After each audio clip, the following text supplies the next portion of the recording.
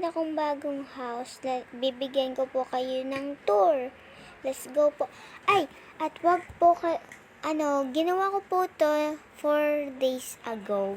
So, di ko po sa inyo sinabi kasi secret po. Sasabihin ko po sa inyo secretly.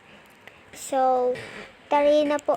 Bibigyan ko na po kayo ng tour. So, 2 floors lang po yan. Nakikita niyo naman po yun. Let's go inside po. So, meron po ditong list name. Kapag wala po kayo sa list name, wag po kayong papasok. So, ito po yung kitchen. Ito po yung dining table. Ito TV. Ito mga drawer. Ay, Rubik's. Ito yung double oven. Ay, hindi pa ko naman. Ay, lalagayin ko mamaya ng ano yun, ng ano nga pala yun? Ay, oo. Ng tubig. Tapos, ito po, bedroom.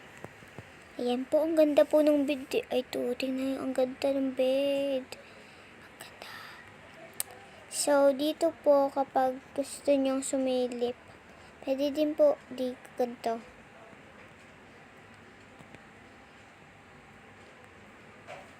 So, meron po akong statue, parang statue na lalaki dyan.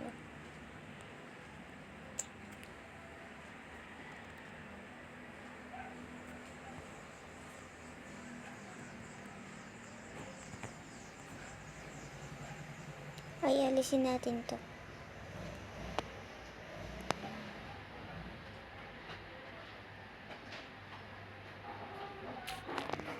Yan.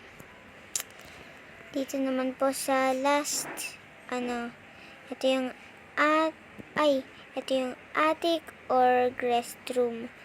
Ito po, ang kaganda ng bed, puro red. Okay, yun lang po yun. So, sana po nagustuhan